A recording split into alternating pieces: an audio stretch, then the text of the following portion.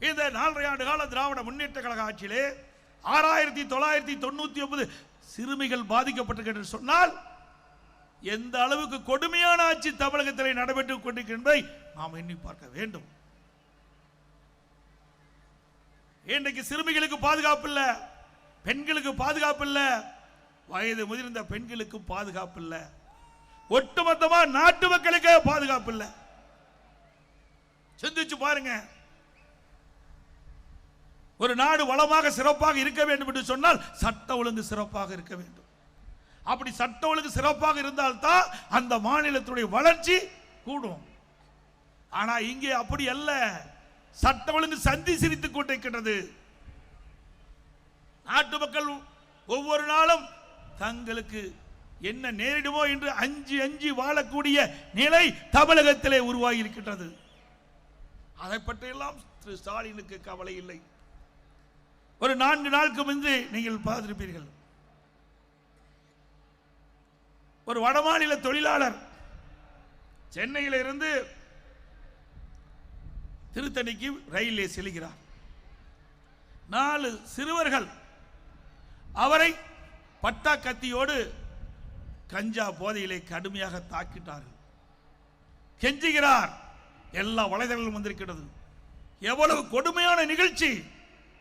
இப்படிப்பட்ட ஆட்சி தொடர வேண்டுமா?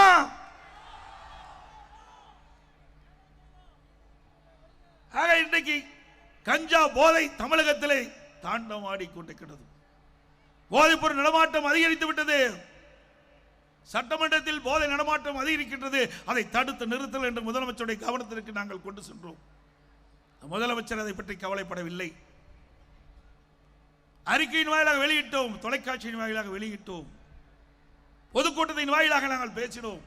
ஆனால் போதை நடமாட்டத்தை இந்த அரசு கட்டுப்படுத்தாத காரணத்தினால் இன்றைக்கு தமிழகத்தில் இருக்கின்ற நம்முடைய இளைஞர்கள், மாணவர்கள், பொதுமக்கள் போதைக்கு அடிமையாகி இன்றைக்கு சீரழிக்கக்கூடிய ஆட்சி இந்த ஆட்சியிலே பார்க்கப்படுகிறது. இப்படிப்பட்ட கேடுகட்ட ஆட்சி தேவையா? சிந்தித்து பாருங்கள்.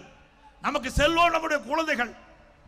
நம் கண்ணெதிரே இந்த ஆட்சியிலே போதைக்கு அடிமையாகி சீரழியக்கூடிய நிலை இந்த திராவிட முன்னேற்ற கழக ஆட்சியில் தான் ஏற்பட்டிருக்கின்றது. அது மட்டுமல்ல, இன்றைக்கு தமிழகத்திலே சட்ட ஒழுங்கை காக்கக்கூடிய டிஜிபி இதுவரைக்கும் நியமிக்கவில்லை. பல கூட்டத்தின் வாயிலாக தெரிவித்து விட்டேன், அறிக்கையின் வாயிலாக தெரிவித்து விட்டேன். ஆனால் இந்த முதலமைச்சருக்கு சூடு சுரணை எதுவுமே இல்லாத ஒரு முதலமைச்சர்.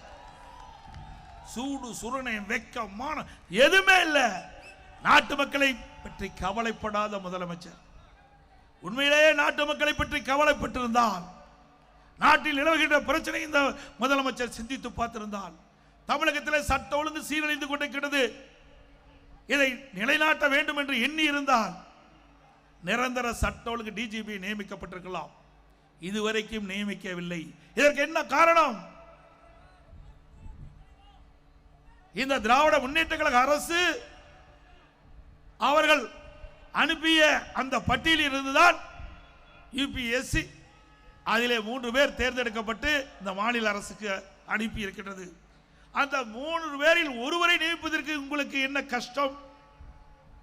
ஏனென்றால் 3 பேரில் ஒருவர் கூட இவர்களுக்கு சாதகமாக இல்லை என்று இருக்கின்ற காரணத்தினால், அவர்கள் நேர்மையாக செயல்படக்கூடியவர்களாக இருக்கின்ற காரணத்தினால் இவர்கள் நியமிக்கப்பட்டால் தங்களுடைய கட்டுப்பாட்டில் இருக்க மாட்டார்கள், சுயமாக சிந்திப்பார்கள், சுயமாக நடவடிக்கை எடுக்கப்படுவார்கள்.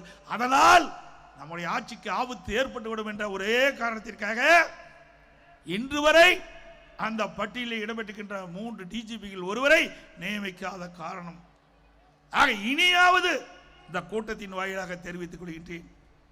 உயர்நீதிமன்றம், உச்ச நீதிமன்றம் எல்லாம் தெரிவித்து விட்டது.